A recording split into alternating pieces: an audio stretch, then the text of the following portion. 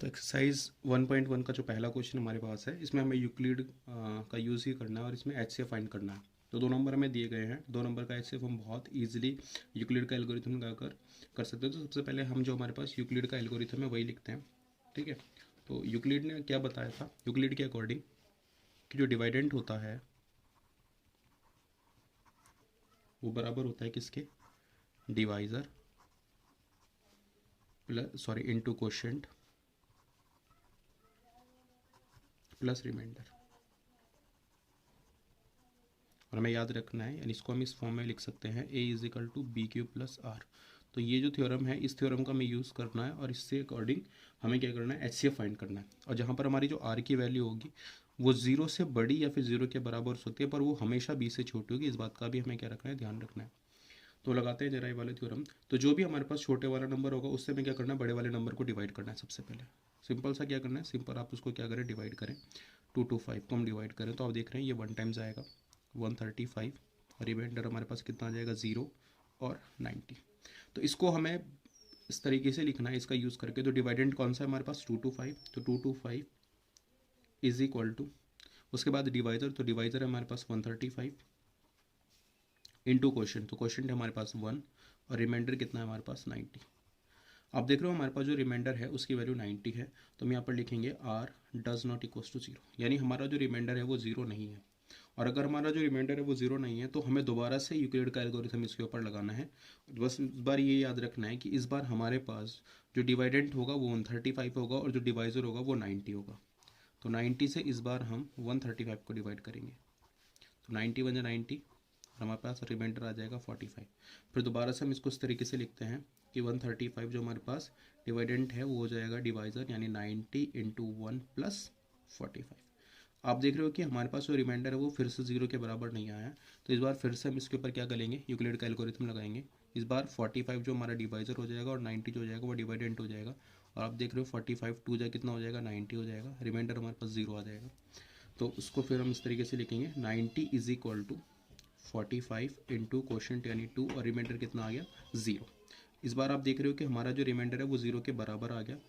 तो रिमाइंडर जब 0 आ जाता है तो उसमें हम देखते हैं कि हमारे पास जो डिवाइज़र था वो क्या था। तो आप देख रहे हैं डिवाइज़र उस समय पर लास्ट में जब रिमाइंडर 0 आया तो कितना था, 45 था।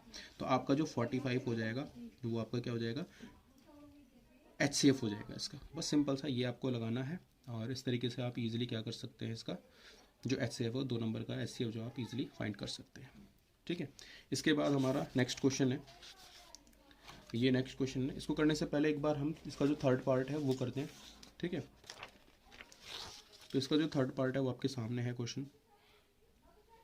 ठीक है, तो इस क्वेश्चन को करेंगे बिल्कुल सिंपल। आप वही, अब आपको थ्योरम भी याद हो गया होगा कि ए इज इक्वल टू कितना होता है, बी क्यू प्लस आर, जहाँ पर ए जो है वो हमारा डिवाइडेंट होता है, बी जो होता है वो डिवाइज़र होता है जिससे हम डिवाइड कर रहे होते हैं, ए होता है जिसको हमें डिवाइड करना होता है, क्यू हमारे पास क्वोशिएंट होता है, और आर जो होता है हमारा रिमाइंडर होता है। आप देख रहे हो यहाँ पर दोनों में से छोटी जो वैल्यू है वो 2 to 5 है। तो इस बार हम क्या करेंगे, 2 to 5 से 867 को क्या करेंगे, डिवाइड करेंगे। तो 255 से 867 को जब हम डिवाइड करेंगे तो कितनी टाइम्स आएगा।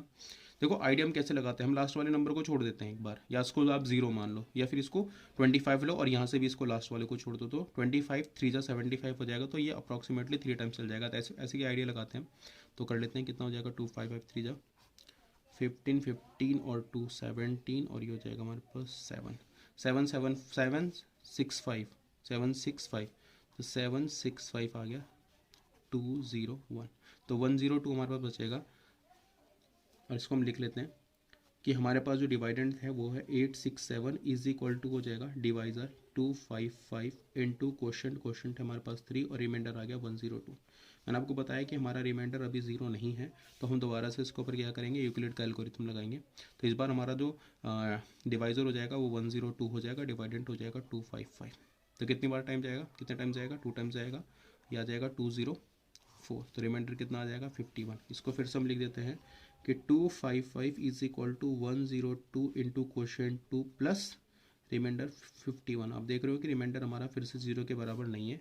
तो इस बार फिर से हम क्या करेंगे, यूक्लिड का एल्गोरिथम लगाएंगे, और आप देख रहे हो 1 2 हो जाएगा 102, रिमाइंडर हो गया 0।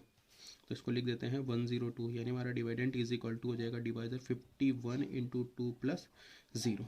आप देख रहे हो रिमाइंडर हमारा क्या हो गया, 0 हो गया। अगर रिमाइंडर हमारा 0 हो गया तो उस कंडीशन में HCF अगर हम निकालते हैं, HCF ऑफ 8, 6, 7 एंड 255 इज 51। यानी लास्ट में जब हम हमारा जो रिमाइंडर है वो 0 आया था तो उस समय जो हमारा क्या था, डिवाइड